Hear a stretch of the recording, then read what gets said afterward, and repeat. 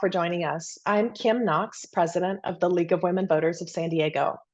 Along with my colleague, Rosette Garcia, president of the League of Women Voters of North County, San Diego, I would like to welcome you to this event presented by the two leagues in our county. The San Diego League is generally south of Highway 56 and also includes Poway and Rancho Bernardo. The North County League is north of Highway 56, including the 8 cities in that area. We work jointly on county and regional issues. The video recording of this event will be available tomorrow on both of our league websites, and those will be in the chat for you. The primary election is scheduled for March 5, and both leagues have planned events in January to prepare. On January 11, the North County League will be offering an election season kickoff event and volunteer orientation. Cynthia Pace, the San Diego County Registrar of Voters, will speak on election integrity and why the county's ballot processing system can be trusted. Register for the event at the North County League website. The San Diego League will hold the volunteer fair at the Serra Mesa Library on Saturday, January 13 at 10 a.m. We're also planning meet and greets for San Diego League members on a couple of Sunday afternoons in January and February. Mark your calendar for Wednesday, January 24 at 1 p.m. for a panel discussion on childcare access, quality, and affordability at the Nobel Recreation Center. You can register for those events on the San Diego League website. Okay, we do have one elected official in attendance tonight. That is Leticia Munguia, a candidate for, sorry, I should say candidate, not elected official, for the City of Chula Vista City Council District 3. So we always like to give a little appreciation to people who are running for office because we know it's a lot of work and we really appreciate what you're doing. Also want to say that the League is an all-volunteer organization, and we greatly appreciate the donations that were made during registration for tonight's event. For anyone else who would like to donate, we'll have links in the chat to both the San Diego and North County San Diego League's websites. And now I would like to introduce the chair or the co-chair of our Sustainability and Environmental Action Committee, Ruth Sandvin. Good evening, and thank you for joining us. The format for tonight's event is divided into 3 segments. First, each speaker will discuss the problem and its history. Then all 3 will discuss the current politics and funding. Starting about 7:30, we will have attendee questions for the speakers. Please put your questions in the Q&A tab at the bottom of your screen. The moderators for the Q&A will be League of Women Voters North County San Diego President Rosette Garcia and me. And now I have the pleasure of introducing our 3 speakers. In August 2021, President Joe Biden appointed Maria-Elena Giner to serve as the United States Commissioner of the International Boundary and Water Commission, United States and Mexico. Dr. Giner is the 2nd woman and first Latina to hold the post. The International Boundary and Water Commission is responsible for applying the boundary and water treaties between the 2 countries and settling differences that arise in their application. The Commission operates and maintains flood control levees, international storage reservoirs, diversion dams, wastewater treatment plants, and boundary monuments at locations along the U.S.-Mexico border. Dr. Giner has published extensively on water policy and transboundary bilateral cooperation. Her education includes a Bachelor of Science in Civil Engineering from Loyola Marymount University, a Master's of Business Administration from the University of Texas, El Paso, and a PhD in Public Policy from the University of Texas, Austin. She is a registered professional engineer, first-generation college graduate, and daughter of an immigrant. She is bilingual and bicultural. Our second panelist is Paloma Aguirre, who serves as mayor-at-large for the city of Imperial Beach. Mayor Aguirre is a first-generation Mexican-American. She was born in San Francisco, California, and lived there until she was 8 years old. Her family then moved to Mexico, where she spent the rest of her formative years. Mayor Aguirre represents the city of Imperial Beach on the San Diego Community Power Board of Directors and as an alternate on the Metropolitan Transit System Board. She also serves as Speaker Anthony Rendon's San Diego Coast appointee on the California Coastal Commission and as Governor Newsom's appointee to the Good Neighbor Environmental Board, an independent federal advisory committee which advises the President and Congress on good neighbor practices along the U.S. border with Mexico. Mayor Aguirre holds a BA in psychology from the University of San Diego and a Master's of Advanced Studies in Marine Biodiversity and Conservation from Scripps Institute of Oceanography at UCSD. Our third panelist, MacKenzie Elmer, has been the environmental and energy reporter for Voice of San Diego since March of 2020. She has written extensively about the environmental crisis at the U.S.-Mexico border. Prior to Voice of San Diego, she was a freelance writer at Scripps Institute of Oceanography.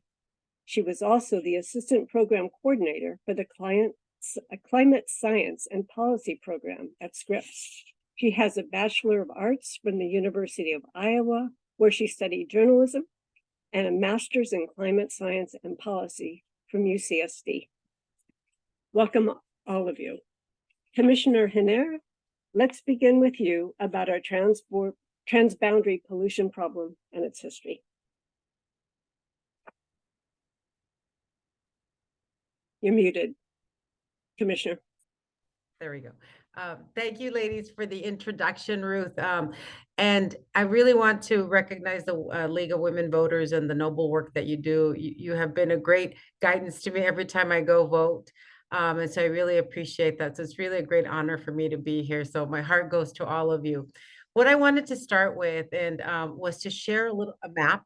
I'm an engineer, so there's nothing like a map, right? To kind of lay out what the problem is. So I'm going to be sharing my screen. And I hope you can see this map that I have up here. I'm not going to project it because I'm afraid I'm going to lose it. But here is,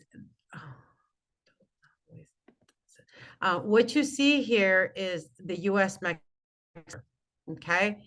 And I don't know why it's doing this. And we have here the Tijuana River over into Imperial Beach, into the estuary. And so what's happening right now is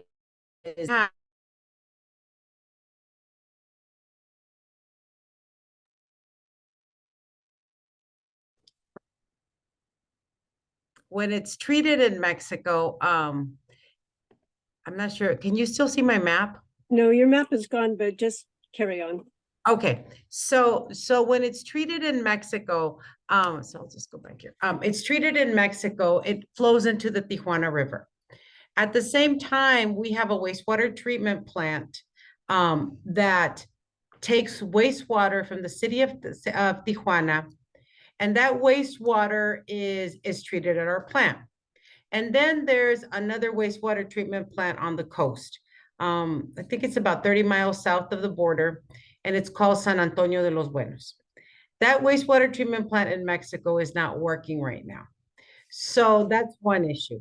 The second issue that we have is that there's a wastewater line that would take wastewater from the city of Tijuana to San Antonio de los Buenos, and that collapsed in July of 2022. So because of that, we lost that pipe, and so therefore wastewater started to flow to our wastewater treatment plant and to the river. And so therefore we have an issue right now of excess flows going into our plant, and the IBWC's wastewater treatment plant right now is not meeting water quality standards. And we also have flows of wastewater going into the Tijuana River because of this broken pipe. And those are flowing directly into the estuary, and unfortunately are affecting the beaches of Imperial Beach and also Coronado Beach. So that is the history and the problem of what we're having. Of course, There's a longer history before that, and I'm sure my colleagues will be able to talk about that, but I'm focusing on the history related to what our role is at the IBWC and the issues that we have right now. But we do have a plan to address them, and so at some point I'll be able to share that. Thank you. Mayor Aguirre. Thank you very much. So as Commissioner Giner said, the impacts from this pollution are severe and vast. The city of Imperial Beach's main shoreline has been closed every single day this year. The southern end portion of our town has been closed for over 700 days, consecutive days. We're approaching 800. And the impacts extend not just to Imperial Beach, but to Silver Strand State Beach and Coronado. And I just want to also mention that the beaches south of the border are also affected, right? Playas de Tijuana, all the way down to Rosarito. So the history in our work with the commission, with IBWC, is longstanding, and I'm very appreciative of having Commissioner Giner now at the helm, because her expertise and experience we didn't talk about this, but she used to lead the Border Environmental Cooperation Commission, which is an agency that is now within the North American Development Bank. So she's very familiar with all the cross-border pollution, impacts to our region. But before her time at the commission, it was quite challenging to deal with the commission. And I'll just share, just for background's sake, that the city of Imperial Beach, along with the city of Chula Vista, the port of San Diego, and later the state of California, entered into litigation against IBWC, which in our opinion prompted our Congress to appropriate $300 million to expand the capacity of the International Wastewater Treatment Plant in San Isidro that the commissioner referred to earlier. And I'm sure we're going to get into the details of where that is. There's a lot of questions around that, and there's a lot of questions about the additional funding that has been recently requested and the prognosis of that funding. So I'll leave it at that for now. Thank you. Thank you, Mayor Aguirre. Okay, MacKenzie, let's hear from you. Yeah, thanks very much for having me. It's really cool that the commissioner and Mayor Aguirre are here to talk about this.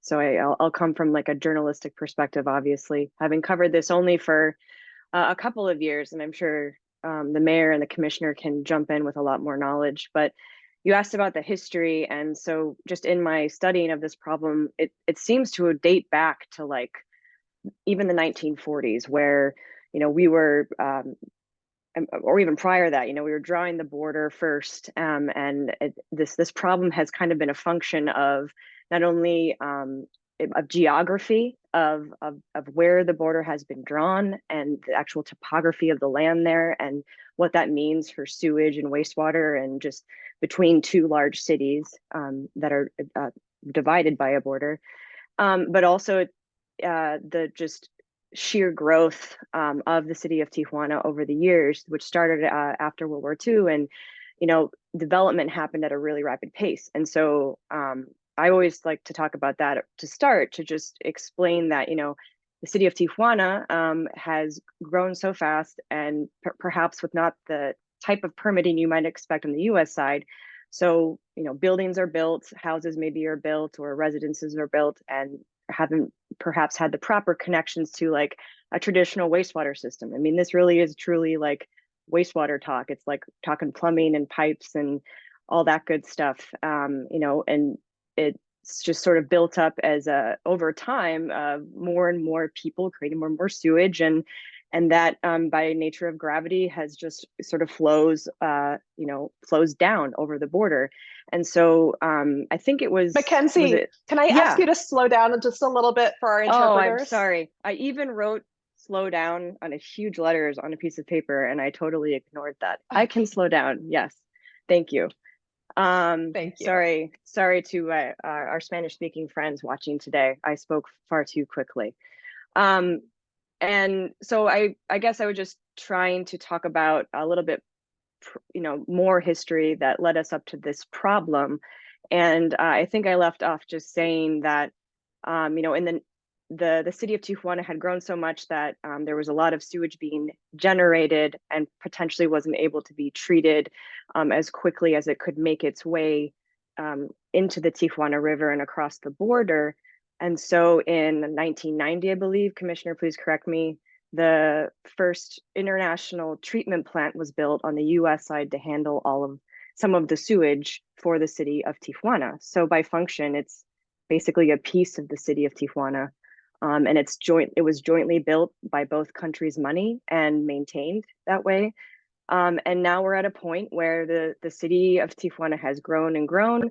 Climate change has caused heavier rains and more sewage and water to be present in this system. And so we're at a point now where the system seems to be overloaded, and also the infrastructure on the Tijuana side has perhaps not been kept up and fixed and replaced at a rate that is necessary. And so that seems to be like how I like to describe the history of where we are today. But jump in and correct me. We've got a little bit of time. Commissioner or Mayor Aguirre, would you like to add anything to that? Mayor, if you want to go first, if not, I can add a couple of things to that. You can go first. I know that. Okay, so just to add something to what MacKenzie, you did a great, even though you spoke so fast, you did a great job of explaining really the history. I think we actually should have started with you now in hindsight, right? But to add to MacKenzie's point is that you're right, Tijuana has grown tremendously. And let me tell you, up until maybe a couple of I'd say 2015, when we really started to have a real issue with these transboundary flows, they were a leader from a utility management perspective. They were the only community along the border that had nearly, over 90% of their population with wastewater treatment, because they actually had 3 wastewater treatment plants at that time. They built their first one, I think sometime I want to say in the 70s or 80s, and then 2 more they built in about 2010. And our international plant was built in 1997 to handle some of that flow as well.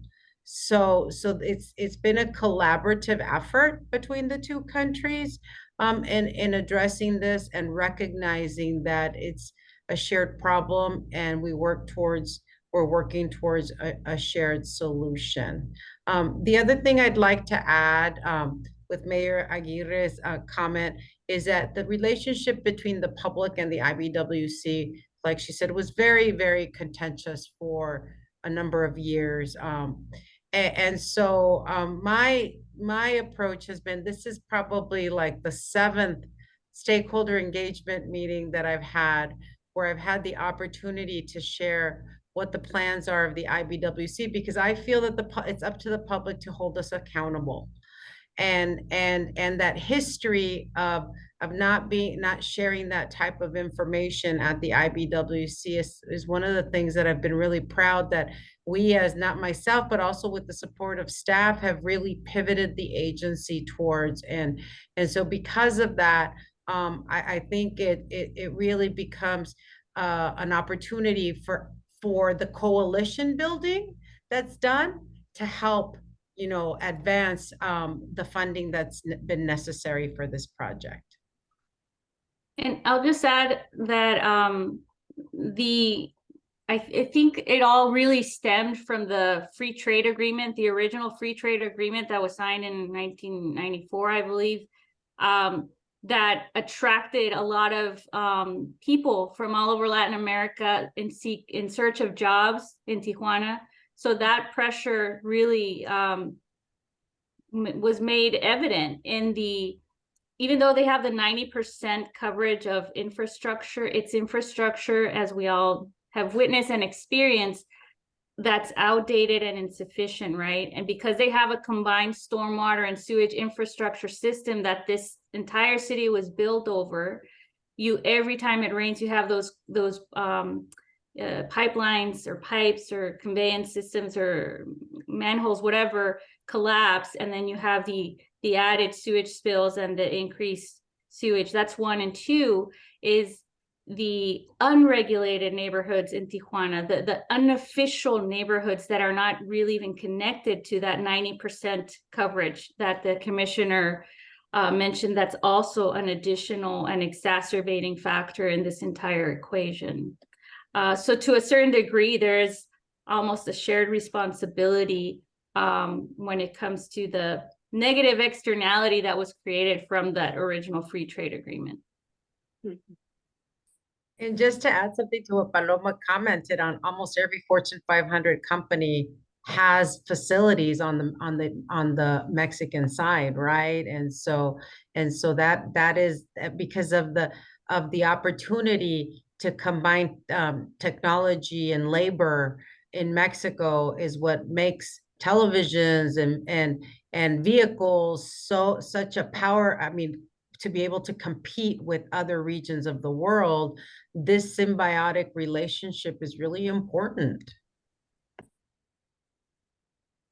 And I think from a environmental standpoint, that's another concern, I believe, of, we don't, because there's so much industry on the other side of the border, there's just a booming population. We don't really know what kind of pollutants are necessarily in the water that is making its way over the border that the plant has to handle, that eventually finds its way into the Tijuana Valley and into the Pacific Ocean once it's treated or not treated. So that seems to always be a concern and something that's kind of hard or hasn't been tracked well. And I just wanted to also note that though I've only covered this for a few years, it was, I've only covered it for 2 commissioners. This is quite a feat that we have the IBWC commissioner and the mayor of Imperial Beach here and talking in a public forum. I mean, this is common of Commissioner Giner's style. It's very clear, and obviously Mayor Aguirre, but in the administration past, basically the wastewater treatment plant that we're now much more aware of is also on the US side is struggling to work. That was in lockdown. You didn't get a tour of the plant. Now I think the League of Women Voters has even seen the inside of that plant. So it has been quite an about face, it seems, since the litigation has dropped and we've had a lot more open dialogue. Interesting. Thank you. That's a really great point to bring up. Anybody want to say anything? One last comment on this this part of it. Okay, then let's carry on with current politics and funding issues, both present and future. Commissioner Giner, why don't you begin again? Okay, so I mentioned the problem for the IBWC. Paloma, Mayor Aguirre talked about from a city perspective, and MacKenzie talked about the perspective from the public journalistic perspective, right? So I'm going to still focus on what is the politics and the funding related to the IBWC perspective, right? So as I mentioned in the history, right now we have a non-compliant plant, okay? And we've been self-reporting. We've been working with the San Diego Regional Water Quality Control Board with our permit. And so, so that's a piece of the politics, right? And not too long ago, I had the opportunity to share with the board what we are doing to get back in compliance. And so we've redirected $18 million of our funding to this project. Now, one of the reasons this plant, like I mentioned, was non-compliant was one, because of the excess flows, but two, also because of the lack of maintenance that was given to the plant over, from 2000 to 2010. Only about $4 million was invested in this plant. And that's really unacceptable for a wastewater treatment plant that's probably valued at, $300, $400 million, right? It's like having your home. You have to, have money, you have to fix the roof. You've got to, fix all of the broken sprinklers and all of those pieces. And so when you're not doing that, stuff starts to accumulate. So the non-compliance, came. And then of course, Tropical Storm Hillary already exacerbated a vulnerable plant. But what we're working on right now, so we have full funding to get our plant back in compliance. And we have a plan. It's out for public comment with the Regional Water Quality Control Board, what all of the steps are going to be go into it. And so we're targeting to have it back in compliance by August of 2024. But we're going to see incremental improvements in that. Okay, so that's one of the things that we're working on. And the politics is our permit, working with the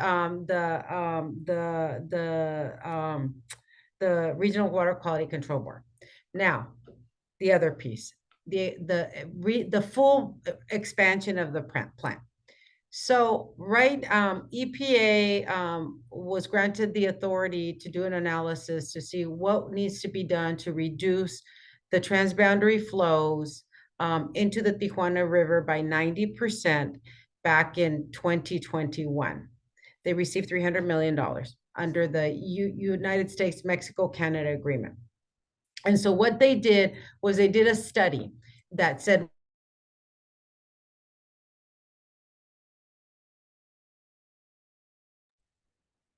I think you froze, Commissioner. Okay, there you're back. okay, sorry. Right. The expansion of the plant goes to 50 MGD, but to do that, we have to have some rehabilitation at the wastewater treatment plant. So one of the issues is that we have $300 million, but the cost to do all of that work is $600 million, right? So we have a delta, or our project exceeds the funding available by about 300 million. So obviously this caused a lot of angst, especially since in order to expand the plant, it was identified that between about 150 and $180 million worth of rehabilitation needs was going to be needed for this plant. And so the question became, how did we get here? How is this a problem, right? So all of this coalition building, all of this outrage, because living in these conditions is unacceptable.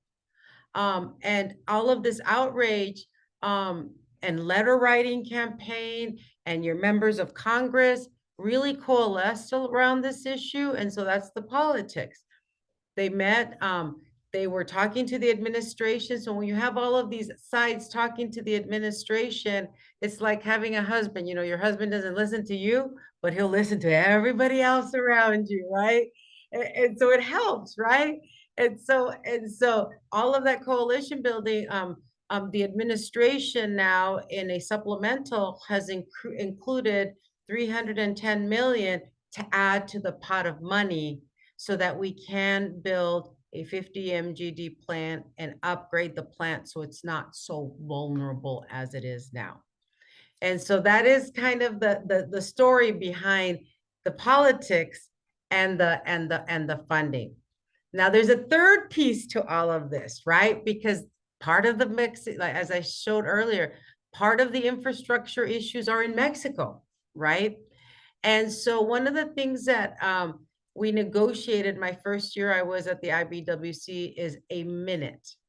A minute is a tool. We are the only entity in the world that shares a binational watershed that has this tool of a minute, or in Spanish it's called una acta. I don't know how the interpreters are interpreting it, but una acta. And so this minute tool is how we negotiate with Mexico a binding agreement on addressing an issue. And we have 329 minutes. This one was 320, minute 328, minute 328. So this minute, in this minute, the Mexican federal government was obligated to invest $144 million in Mexico. That $144 million is a lot of money in Mexico.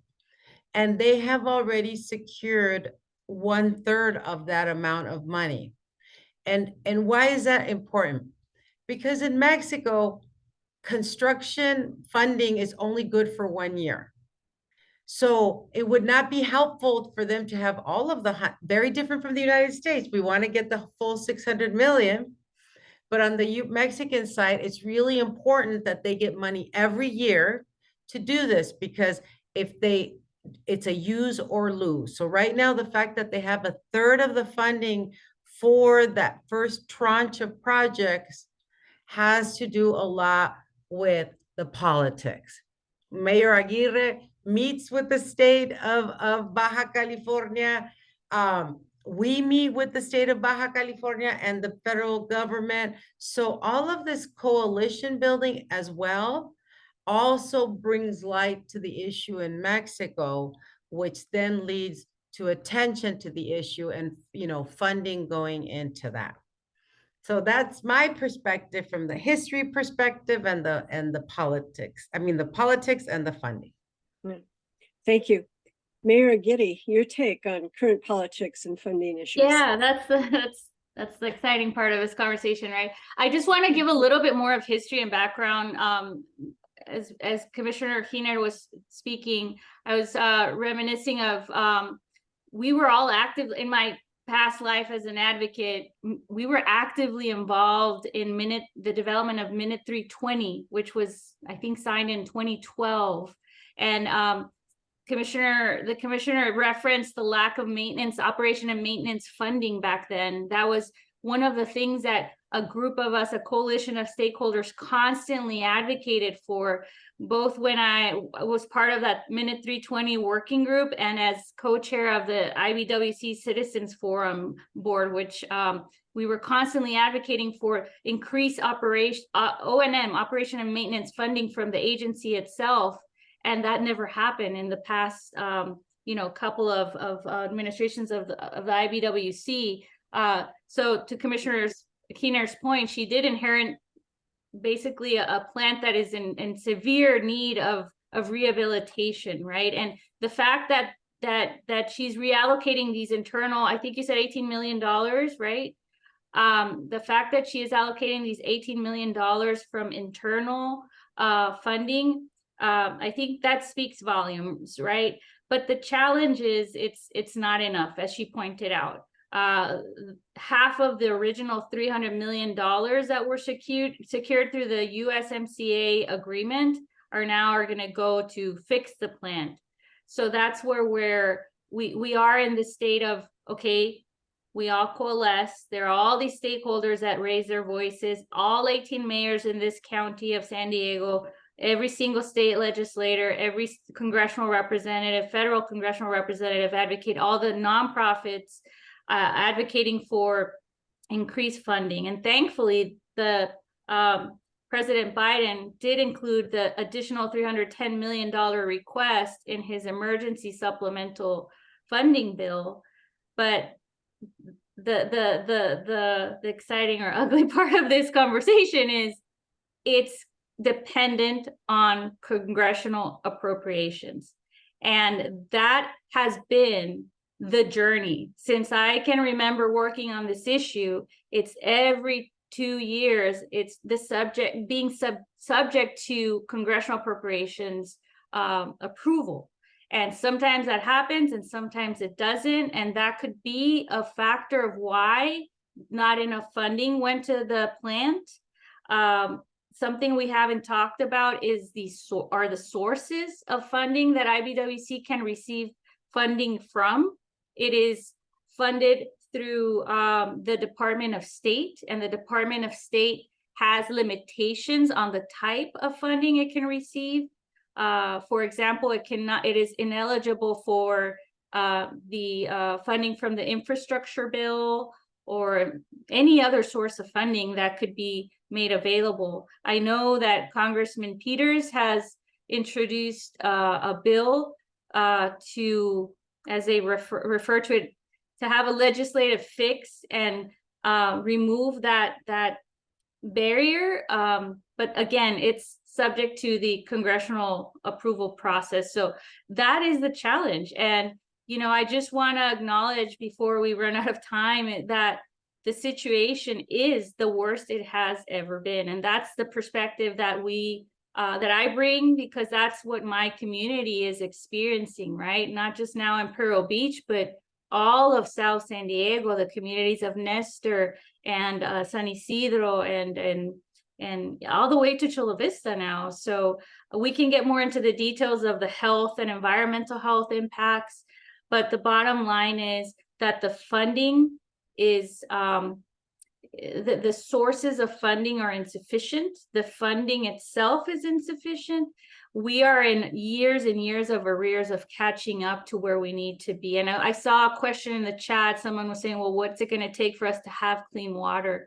And that's the billion-dollar question, right? Because estimates put this comprehensive solution at anywhere between $900 million and $1.5 billion, which is a drop in the bucket for the the budget that the president has put out for this and next year's fiscal year. So I'll leave it at that for now. Okay, thank you, Mayor Aguirre. And now we know that the bacteria in the water can become airborne, so that complicates the issue even further. A reminder to everybody to please speak slowly. And MacKenzie, let's get your take on current politics, funding issues, present and future. Thank you for reminding me to speak slowly. Wow, there's a lot of things we could touch on. I think just a lot of members of the public get a little confused about this like funding issue, because 2020, when I first started working on this story, everyone was in celebration mode because the Trump administration had Congress had gotten $300 million for to build something new, to treat more sewage and reduce the problem from where it's at right now. And that was celebrated, and that chunk of money was given to the Environmental Protection Agency to do a big study and decide where are we going to spend this money to really reduce the sewage flows and clean up the beaches along the Southern California coast. And they did that. They decided we're going to build an expanded plant. We're going to build a bigger and better plant and more sewage, and it's going to be great. And then kind of all of a sudden, it seemed, we learned through that process, and at the end, by the time that they had picked this project they were going to do, we learned that the plant that exists today, as we've been talking about, actually has some very expensive, backed up maintenance that it needs some spending on too. So, and that was actually a question not to put the commissioner on the spot, but I think a lot of people have a question about well, why didn't we know about the state of the plant until now, until after EPA had done its study, until after we had celebrated the funding? It seems that kind of came up after the fact. Not to take a question and roll here, but I can add something to that, because that's a question I get a lot. And that's not, and then the other thing is, how are we going to prevent this moving forward, right? Yeah. So this agency, so between 2010 and 2020, the agency was only receiving between about 26 million to 33 million a year for the entire border to maintain its infrastructure. And we have 2 wastewater treatment plants. We have 2 major dams. We have 5 diversion dams. We have 2 ports of entry. And we have 800 boundary markers and 500 miles of levees to maintain. It doesn't take a lot to really come to a conclusion that level of funding is not sufficient. Okay. The other thing that this agency does not have, which we're working on, is there's no proactive maintenance system in place. And those are usually called asset management systems. where every year you have a plan for what you're going to fix that year. So in a wastewater treatment plant, some things will last for 3 years, some things will last for 7 years, some pieces or components, as we call them, will last for 20 years, right? But you don't know unless you have it inventoried and evaluated. This agency doesn't have any of that infrastructure inventoried and evaluated, except now the wastewater treatment plant in San Diego. Okay. And that was because when I arrived at the agency, we still were not authorized to receive those 300 million, but I said, we are going to start doing a condition assessment on that plant. So we started doing that in parallel to the EPA's environmental process. And so that's when we found out, and we started getting early numbers in May of 2023 of the level of rehabilitation needs. And we made that public a month later because we had to really quality control these numbers, because we knew it was going to be a shock. And I wanted to make for sure that it was that value, not more, not less, but it was that value. So how are we going to avoid this moving forward? So there are 3 legacy documents that I'm working on as commissioner. I get a lot of questions from member of Congress. How much do you need to run all of this infrastructure? And I can give them an educated guesstimate, but science is what's going to tell you. So we're doing a manpower study that's going to be done this summer, that's going to benchmark us against other infrastructure agencies. And like Paloma mentioned, we are a unique agency because we fall under Department of State, but we're a domestic agency as well. And so when there's money for domestic issues, IBWC never gets pulled into this discussion like the Corps of Engineers or the Bureau of Reclamation. But we're going to do a manpower study that's going to benchmark us against those 2 agencies. We've awarded that contract. That's going to be done in May. I mean, in the summer. And the other one is we've just awarded a contract on doing an asset management plan and system. Okay. That's going to help us manage proactively and be able to tell stakeholders like yourselves and members of Congress, this is how much money we need to maintain this infrastructure.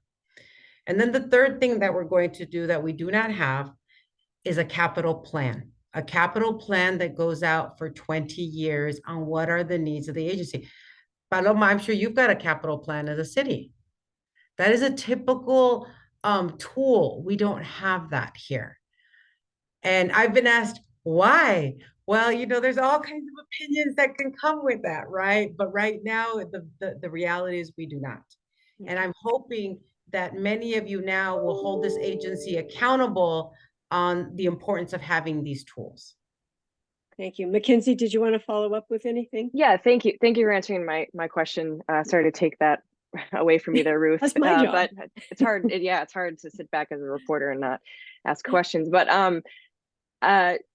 that's interesting, and it's good information to have. I interpret what you said as, and this is my interpretation, that it sounds like you inherited an agency where there was, I don't know exactly, I don't have the facts, but seems like a lot of issues were ignored or weren't addressed for a very long time. I mean, the 3 things you mentioned seem like pretty basic, sort of like laundry lists of things that you need to have in order to run a functioning wastewater treatment plant or government or, just government agency. And so to me, that sounds like there was some pretty bad oversight potentially by administrations past, or there's just such complexity in the way that the IBWC exists as like a federal agency and under which department that you have to answer to and ask for money for. And I've noticed in covering this, like there's a lot of just nuts and bolts that need to be figured out through the legislative process in Congress, which is, as we know, like an extremely arduous thing. And so it's taken like a lot of screaming from the locals to get the attention of the Congress members to then get, you know, things passed that, you know, for instance, IBWC, like she said, she can't take money for her agency from anywhere else. Like even if Governor Newsom brought, you know, $1 billion on a golden platter potentially and offered it to the IBWC for fixing the plant, they can't take it, is my understanding, you know, in simple terms. So it, and I think what we haven't talked about, and I wonder if anyone wants to get into it, but just like in covering a bit of the politics in Mexico, it gets even more complicated. You know, that's a whole different country. The US can't just go in and tell Mexico what to do to fix its wastewater system. And I've teamed up at Voice of San Diego with a 30-year journalist in Tijuana, Vicente Calderon, and we've been writing stories in both English and Spanish, trying to like talk to both sides of the border about this problem. And what I've learned is, you know, new administrations come in Baja California, new governors come in, they appoint sometimes they appoint all new people at the different agencies that are in charge of wastewater and different, like, you know, regular positions. They become sort of politicized positions. Instead of just appointing an engineer, you might have a political appointee who's running the wastewater system, someone who might not know exactly how to do that position. This is something that I ran into when I was covering water in Ensenada. And then often, you know, people will be replaced, and it's hard for those relationships between the US and Mexico, and jump in if I'm wrong, sometimes to like maintain just the knowledge base necessary and the communication between both sides of the border to try to just like even, you know, keep track of what's broken over there, what are you guys working on, you know, what might be leaking, etc. Just like basic communication about this sort of shared wastewater system that we have across these two countries.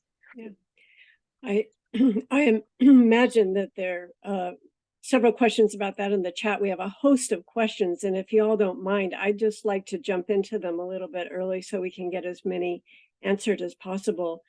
Rosette, would you like to start with the first question?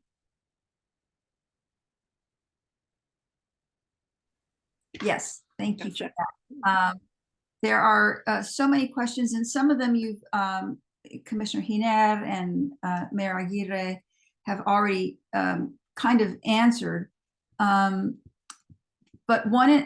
several questions about the kinds of pollution and the toxins that are being discharged into the area, and concern about what is being done to monitor that, what is being done to ameliorate that, what is being done, what can the IBWC do, and do they have any plans or any systems in place to respond to that?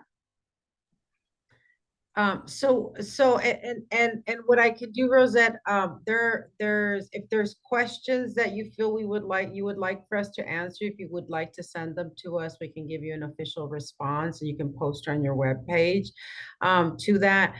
Because we've had this question posed to us before with regards to certain classes of pollutants. Our discharge permit is monitored by the San Diego County Water Quality Control District, and that permit monitors 35 parameters.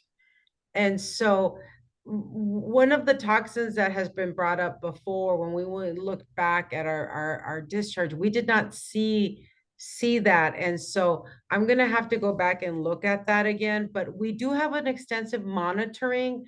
We spend over $1 million a year just in monitoring the waters in the ocean, and our discharge is not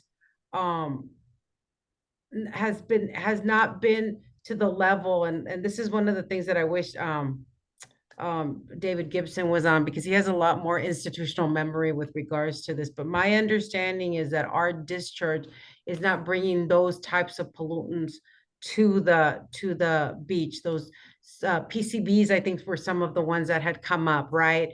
And so, but I can give you a more written response to that, where we more look at the history of that. But we are required in our permit, just to be clear, to monitor all of the discharges and to report on them, and we continue to do that.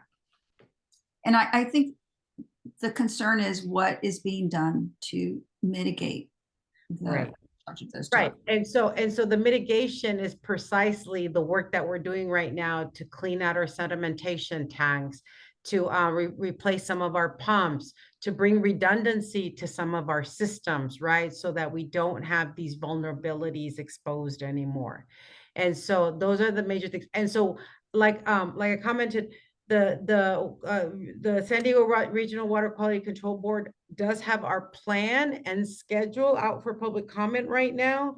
And I believe it's probably going to be closing pretty soon, but those are the steps that we're taking. The other thing is that the Coastal Commission, the California Coastal Commission has put us on their agenda as a standing topic for us to be reporting every month how we're advancing the compliance to our permit. I promise you that at the next one, I'm going to show where the improvements are in which parameters, so that people have more confidence in how the water quality is improving. Thank you. Thank you. Here's a question. Does the IBWC plan to take into consideration future recycled water production processes during the preliminary design phase of the core projects? So that water is owned by the Mexican federal government. And so right now, if there was an entity that was interested in that water, and it would be either in the United States or to take that water and cross it back into Mexico to use in Mexico. It would be how we would work with the Mexican government to agree that this is how that water is going to be used. What I will tell you is that the wastewater treatment, the improvements to the wastewater treatment plant and the expansion will produce a better quality water than what's there now. So obviously, if there is an interest in taking it to recycling, that's something they could do. Right now, for our purposes, we do not have the funding to take it to a potable water or a tertiary treatment level at this time. Can I add something to that as well? The ironic thing is that there's the two sewage treatment plants that the commissioner referenced earlier, which are Arturo Herrera and La Morita, which are on the eastern side of the city of Tijuana, are producing treated wastewater effluent clean enough to be used for irrigation. Their plan had been to, recycle it, put in purple pipe and use it to irrigate green spaces in Tijuana. That's been one of the primary recommendations that we've been making, is that they use that recycled water. And I say it's ironic because it's now being discharged into the river channel, and it's serving as a vehicle of conveyance of this pollution. I saw in the chat somewhere there was a question about why is there now year-round flow? In addition to the major storm events we've had, it's because those roughly 18 million gallons of treated effluent are going into the main Tijuana River channel. So if that water were to be recycled or redirected, for example, to the Rodriguez Dam, which is right across the freeway there, that could be solve two issues: a water supply issue and a reduction in our conveyance of pollution that is impacting our beaches. I just wanted to add a little point on that. I wrote a couple stories about this question. So my understanding was, in order to recycle that water, you really need to know a lot more about the point sources of what's potentially polluting it. And that's a hard question to answer on the Tijuana side of the border. So there, and the travesty of this also is that the city of Tijuana relies 100% on the Colorado River for its water sources. And so we know how badly that that river is hit by drought. And we already know too from other reporting we've done that Tijuana, Ensenada, other cities in Baja California, sorry, I should speak slower, are often experiencing water shutoffs or tandeos. And so this is this idea of recycling this water has been raised by companies, by Mexican officials themselves want to do this, but I don't think there's been any real movement forward on that issue. I even asked, I think, the EPA if that water recycling could be part of the plan. And I'm not sure if it's part of the longer term vision that the EPA produced in that laundry list of projects, but Tijuana could, desperately needs new water sources. And so recycling it instead of dumping it into, treated water, like Mayor Aguirre just said, dumping that into the Pacific Ocean would be a much better use, clearly. Thank you. We've got quite a few questions about other toxic chemicals as well as the sewage that's being pumped into the Tijuana River. And here's one, Commissioner Giner, will the plant treat these other toxic chemicals once the plant's repaired, or will these pollutants continue to be passed through and dumped into the Pacific? And I'd have to look at that list of what they're saying, because I feel that there's some disinformation with regards to these toxic chemicals as to whether they're really coming through our plant or not. So if you could send me those, I would rather have my environmental area sit down and look at them, and that, because they're the experts on this. Obviously, I don't know, about every single one of these types of. I'm not a chemist. I'm a policy person, and so not that I'm belittling their comments, but I would like to, if you could put all of those together for me, I'd like to have that opportunity to provide written comments to you. Okay, thank you. So there are a number of questions in the chat and the Q&A about funding, about trying. I mean, obviously, you've pointed out, and MacKenzie also, and maybe it was Mayor Aguirre. I think it was Mayor Aguirre who pointed out that we're looking at potentially a $1 billion problem here. And so a number of people have asked about other funding sources, and maybe trying to get funding from all of these corporations who are on the other side of these Fortune 500 companies.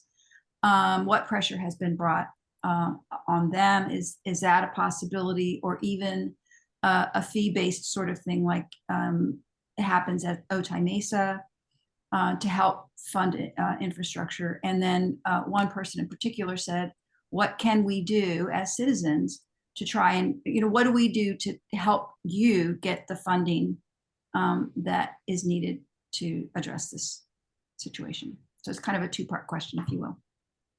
Right. So definitely the coalition building is really critical to advance the attention on this and the need for the funding.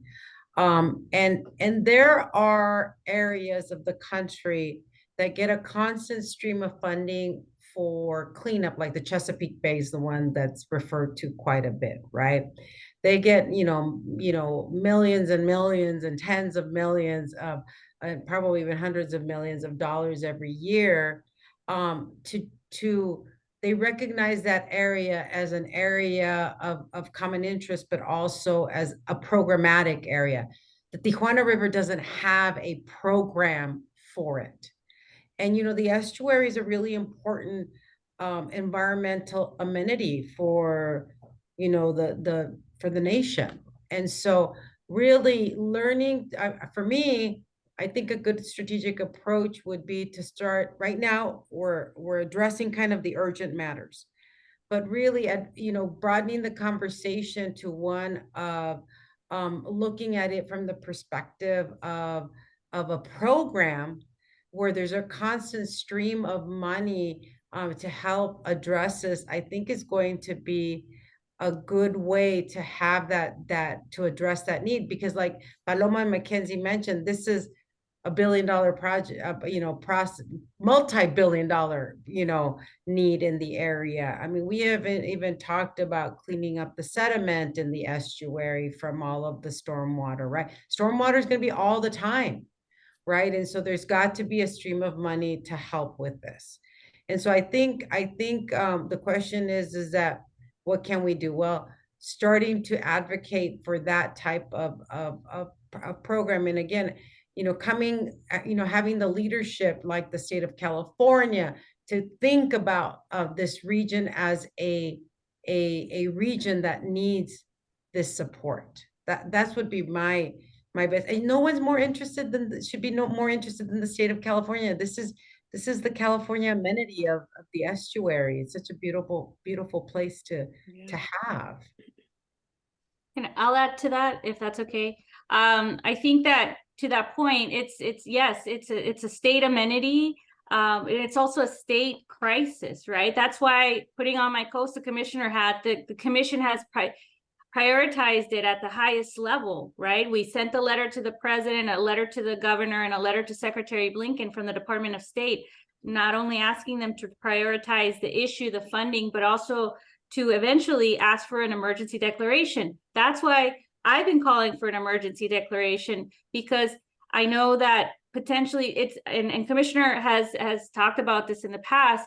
At this point, the bidding and procurement process, suspending that, the rules for that wouldn't make much of a difference or move the needle, because that's already happening. But it would send a very clear message to Congress that this is beyond just, something that needs O&M or something that's standard, like cleaning up the estuary. This is a public health emergency where we're having impacts to people just breathing in the polluted air, right? So that's why we continue to push for that. In addition, again, if there would be a legislative change that would allow the IBWC to receive funding from other sources, that's also going to take years and years through the congressional process.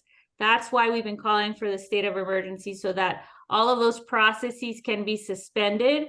This can be prioritized at the red alert level that it needs to be prioritized to. And eventually, long term, right, it can receive the appropriate funding so that there can be ongoing maintenance, right?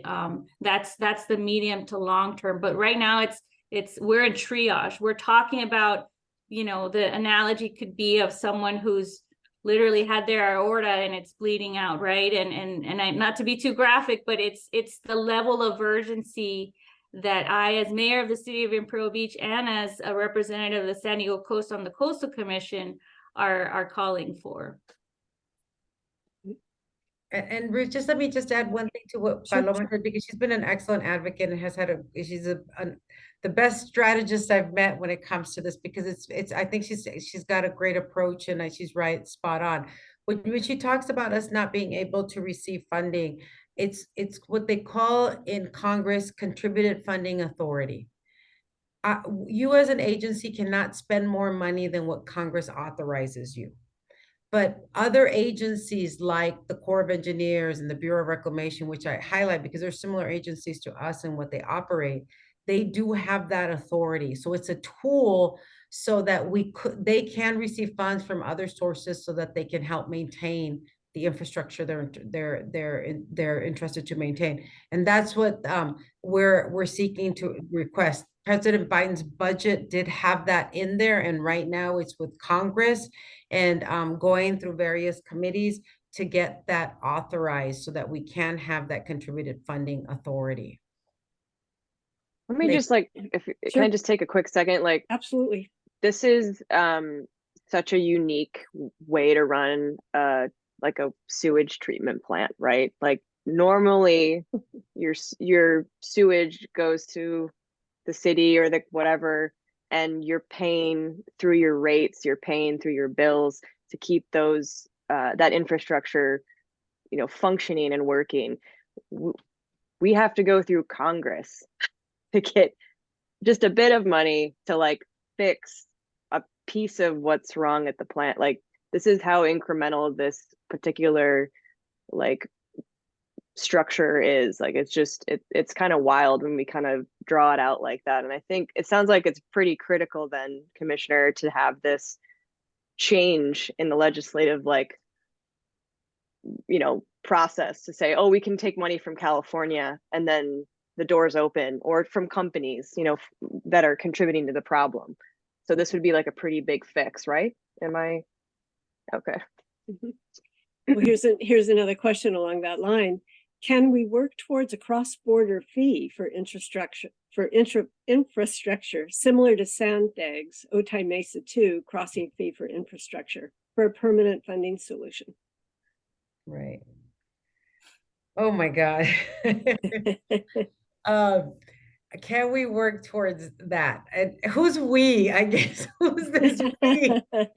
Because you have to have a champion like Mayor Aguirre to set it all up, to set up the kind of the institutional infrastructure you need to create the fee, to collect the fee, to go across the border, right? I mean, I haven't seen it done, much less across another country.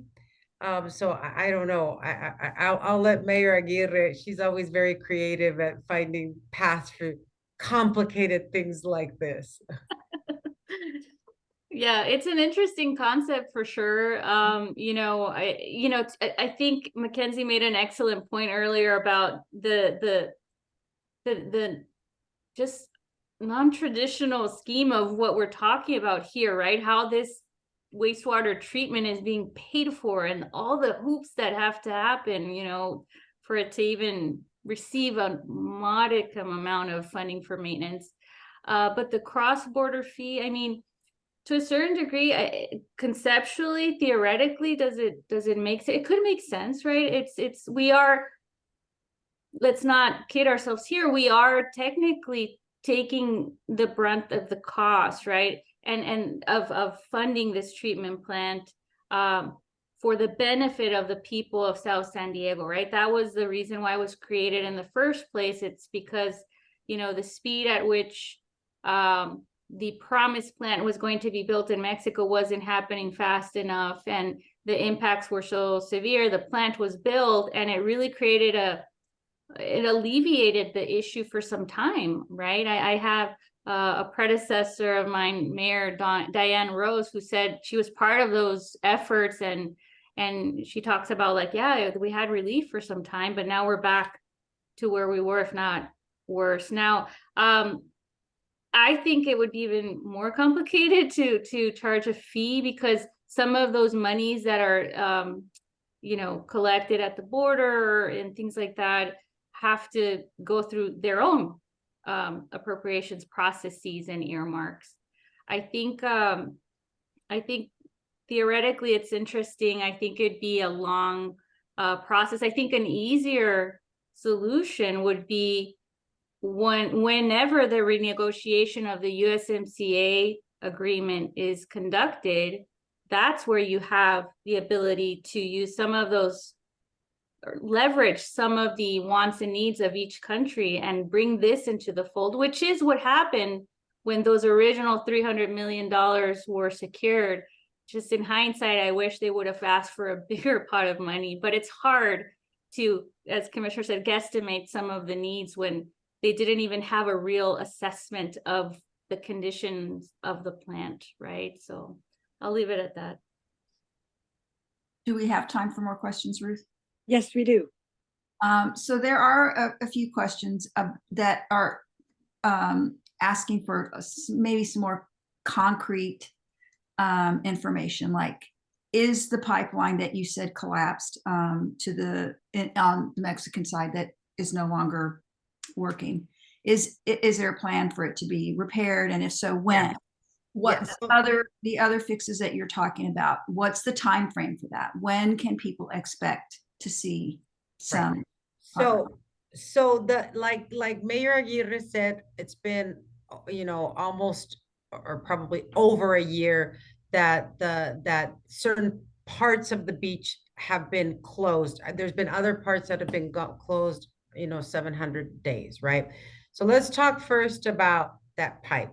That 42-inch pipe just has been fixed and is working right now. We just got an email out to our stakeholders that has been working for a few days now, okay?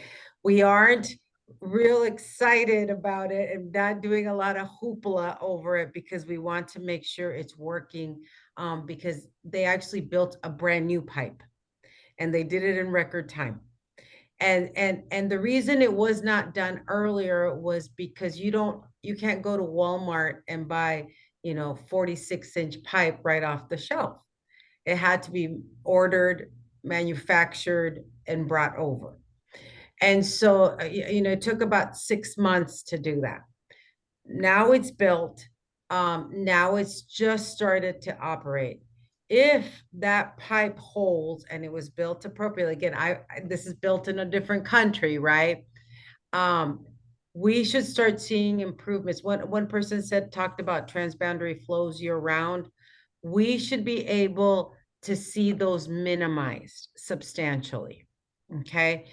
So that they're not flowing down to the estuary. And the reason being is because 2 years ago, we rehabilitated a lift station that was taking all of the, during dry weather with no stormwater, during dry weather, taking the flow out of the Tijuana River out and into San Antonio de los Buenos, which is that other wastewater treatment plant, I guess it's about 30 miles south of the border. Okay, so that is good news. That is good news. Now, the part of the beach that's been closed for 700 days, that's affected because you have, and playas de Tijuana, all the way down, like Mayor Aguirre said, down to, past Tijuana. Those parts of the beaches are impacted by the lack of that wastewater treatment plant that pretty much started to stop functioning beginning in 2015, when they were starting to be detected that there was something going on in Mexico. So that one, we have been notified by the Mexican government that their military, which is kind of the equivalent of the Corps of Engineers, will be constructing that wastewater treatment plant. There's very good news with that, particularly one element of that good news is that it will secure funding for that wastewater treatment plant. The risk, and I want to be kind of open about it because I don't want to overpromise and underdeliver, right? Is that there's an election year coming in Mexico, coming up this summer. And so that can affect that funding flow that would have gone to the Mexican military to build this. The good news is right now they've taken possession of the facility. That's pretty much is inoperable. They're starting to clean it out to prepare the site.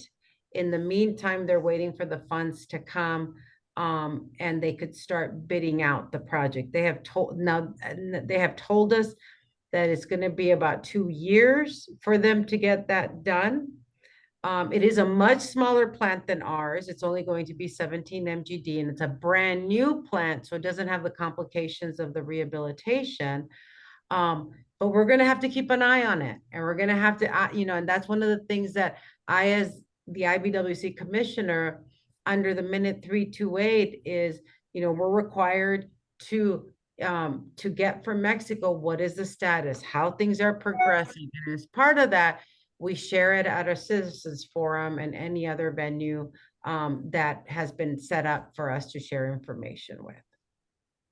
Can I just add something? That plant, if and when fixed, would eliminate, according to the EPA, 100% of our beach closures during the summer months. So there's been a lot of questions about when can we expect a fix. That could greatly improve our water quality during the summer months when we don't experience rainfall and when the Tijuana River is not flowing. And I would say, just if I had to guesstimate or read the tea leaves, I would hope that the fact that there's going to be an election could catalyze this project to be completed faster so that the outgoing president can say, hey, we did this. That would be my great hope, but it remains to be seen. And I'll leave it at that. Thank you. And one other follow-up, and correct me if I'm wrong, Commissioner, and also forgive me if I, but the 2024 is also an election year for the US, and we have, you're appointed by a president. So we could potentially, hopefully not, because I think everyone agrees that we're enjoying your leadership and transparency so far, but could have a new commissioner at the IBWC. And we can tell by history that that has a great impact on, what we get to know about what's going on at the border. That is correct, MacKenzie. I serve at the pleasure of the president. So here's another question. How can everyday Imperial Beach and Southern San Diego citizens be the most helpful in trying to get funding and continue to get Congress's attention? Contact your Congress members constantly. Contact the chair of the Appropriations Committee, which the leadership right now is under the Republican Party. The Appropriations Chair needs to hear that this is an emergency that affects not only citizens and residents, but our national security. Border Patrol and Navy SEALs are being affected as well. So that's, I think, a part of this narrative that a lot of members in Congress that aren't familiar with the border region aren't perhaps seeing or understanding. So that's critical. And Mayor Aguirre is spot on. She is spot on with regards to that. I would add one more thing is that there's very supportive California coalition that includes those whose districts are impacted, like Congressman Peters, Congressman Levin, Congressman Vargas, Congresswoman Jacobs. But California has more members of Congress, right? And so also engaging that other members of Congress within California, I think is really important as well. Can I just add one to your point about statewide? Yeah. That's a great point because, who would have known that we would get the support of the city of Pacifica, which is at the almost like west of San Francisco, the city of Santa Barbara, the Board of Supervisors of the County of Santa Cruz have all joined in our call for a fix and to prioritize this and for a state of emergency. So yes, it's just a matter of getting the word out and reaching out to these members so that they can, be added to our voices, our collective voice. Great, thank you. Ruth, I'm looking for another question to ask. Do you have one? Oh, well, I have a couple. We've got about 5 more minutes for questions. Here's an interesting one. Has anyone contacted 60 Minutes about this issue? She doesn't remember seeing it, but it seems like the kind of thing they would be interested in. Yeah, Leslie Stahl did a very, in-depth and comprehensive story. It was, I want to say maybe 4 or 5 years ago, before COVID. Yeah, the 60 Minutes has been aware. Vice News came and did a story as well. But that's the thing. It's like a comet, right? The stories come and go and pique interest, and then we're forgotten again. The work is in the consistency of us raising this issue and raising our collective voices constantly. It's not easy and not for the faint of heart, but it's needed. Mm-hmm. Another question. The U.S. Border Patrol is building a span, a gate across one side of the Tijuana River to the other, just north of the U.S.-Mexico boundary. It runs the risk of flooding downtown Tijuana. Does the IBWC have a say on this? So the Tijuana barrier is out of our purview. It is a national security issue. And so our role with CBP is to make sure that it's maintained so that the gates can go up and down. Okay. And so that is one of the things that we do have a memorandum of understanding with CBP on, in order to ensure that those gates go up if there's a storm, and that we don't have that flooding. And we have testing in place, and then we're going to be reviewing that on an annual basis. I could just chime in here. Mhm. So I did some reporting on that. Commissioner, isn't it true though that while these projects by the Customs and Border Patrol don't have to go through regular environmental reviews, they basically are kind of just free to build. That the IBWC, in my understanding, was like kind of the only agency that they did have to get some approval from in terms of the design, and because you guys have to control that area as well. So can you talk about what you did or didn't study or approve with the Border Patrol on that? So whenever anybody builds anything on our land or in our floodplain, there is a permit process that has to be gone through to look at two things: obstruction and deflection. And so obstruction and deflection, obstruction is if it, it impacts the floodways, and deflection is if it changes the boundary. In this case, it can't really change the boundary. That's something we have more on the Rio Grande. In the case of obstruction, modeling, they provided all of the data and the modeling that comes associated with that. And so that modeling demonstrated that there would be no, again, if the gates open, if the gates, working the way they're supposed to work, there should be no negative impact.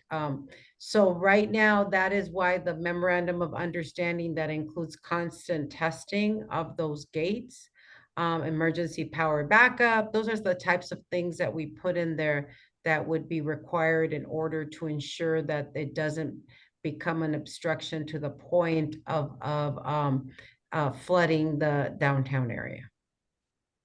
Just to follow up, I think that so the EPA, in lieu of there was some confrontation between Customs and Border Patrol and EPA that I reported on, because EPA was very concerned about this flooding issue, and especially because even if the gate, so you're talking about if the gates open, and we're talking about a huge metal gate that the Border Patrol would be responsible for raising and lowering, but there's constant flows, there's trash buildup that could be just sitting against that gate, and potentially, if you still open the gate, could there not be some obstruction there? So I wondered if you would also just care to comment on that as well. So it's not one big gate, it's a bunch of gates, right? I don't remember how many gates it is, right? And so part of that is also maintenance of this area around the gate. So many feet upstream and so many feet downstream is part of their obligation, and disposal of all of that debris is also part of their obligation. So again, this is all in the MOU. It's available. I think you can FOIA it, and we'll be more than happy to share it. But really, and in that MOU, it does include a piece related to we can update it if we see things aren't working the way they is in a certain fashion. Okay. So maybe the last question, it looks like we have time for one very, very specific. I think maybe our attendees would like to hear. There's a question here. It says, in contacting our state and federal elected representatives, specifically, what should be our ask? Because there's so many things, right? There's more funding, but there's also changing in funding. Is it an emergency declaration? What should be the ask? Is it 1, 2, 3? Is it one thing? Can you respond to that? I would suggest the emergency declaration, because that would help us bypass a lot of these slower processes that would get us the help that we need faster. Second tier, yes, Congress needs to, that's what we're shooting for, right? The emergency declaration wouldn't be needed if the congressional processes weren't, the way they are. Let's just say that. So same at the state level. I know tomorrow the Senate Select Committee on Binational Cooperation's meeting. It's chaired by our representative here in the county, Senator Padilla. And there's going to be a lengthy discussion about that. And one of the questions they are raising is, do we need an emergency declaration, both at the state and federal level? I continue to say we do. Others may differ from that view, but I think it would get us faster fixes, because it sends a very clear message that we are in a state of emergency. We're not just talking about operation and maintenance and parts that are missing, right? So that's my personal point of view. And I would add something, another additional comment to what Paloma's mentioning is that if you're going to put in, we want to request a disaster declaration, I would also add, advancement of the supplemental that includes the 310 million for the IBWC plant. Very specific. And right now it's in the climate, not the climate, in the disaster relief supplementals for the nation. But there are 3 supplementals going on right now. There's a national security supplemental, there's a border security supplemental, and there's this particular one that I just mentioned, the disaster relief supplemental. It's really important to say, we don't care what supplemental it goes into. 310 is the 310 million that right now is already in one of the supplementals, which is a huge accomplishment that it got in. Thank you. Thank you so much. We're just about to 8 o'clock. I'd like to thank our panelists for being here. I'd like to thank all of our attendees for being here. Thank you to Rosette for helping field these important questions. And please, everybody, fill out our event survey. And there's a lot of great information in the chat. So capture that information too. The video will be available online starting tomorrow. And I just wish everybody a good night and a happy holiday season. Thank you. Thank you Good so night. much. Thank you very much.